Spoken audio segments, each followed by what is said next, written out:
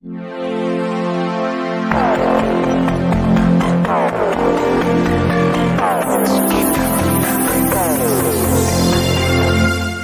दुसरा दिवस आहे, अतिशय उत्साहात पदयात्रा चालू आहे। जागोजागी जनता उत्स्फूर्त स्वागत करते, सत्कार करते, सन्मान करते। आमच्या कार्यकर्त्यामध्ये पण बघा असा उत्साह, किती मोठा उत्साह दिसून येतो कार्यकर्त्यामध्ये। 3 वर्षापूर्वी अशीच पदयात्रा काढली होती।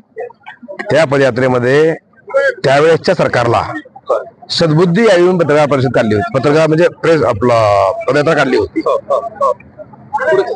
पण ते का सद्बुद्धी त्यांना आले नाही। सरकार बदललं, सरकार आमचं आलं आणि त्यावेळेस माननीय शिंदे साहेब मुख्यमंत्री झाले। पण आता खऱ्या अर्थानं 9 माझा पूर्ण झाला। आता देवेंद्रजी मुख्यमंत्री, सरकार पण आमचं आलं, देवेंद्रजी पण सीएम झाले।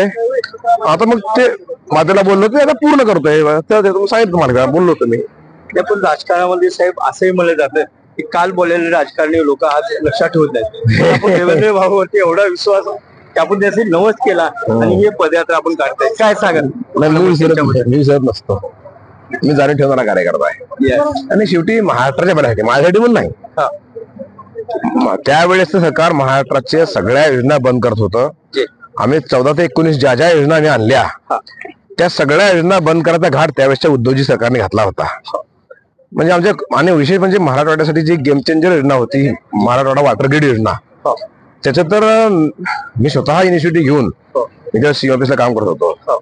लातूर धाराशिवचे तर वर्कआउट स्टेट आपण आणलं, टेंडर स्टेट आणलं होतं, सगळं बंद केले। आमच्या जिल्ह्यातले करोडो रुपयाची कामं त्यांनी कॅन्सल केली, स्थगिती सरकार होतं। त्या सरकार सद्बुद्धी म्हणून केलं होतं, पण त्याला काय आलं नाही।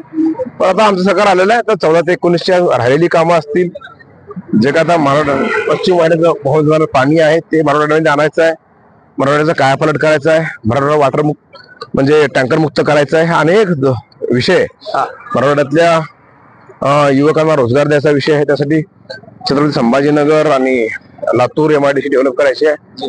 अनेक प्रोजेक्ट आपल्या डोळ्यासमोर आहेत, ते सगळे आता प्रॉब्लेम मागे लागतील।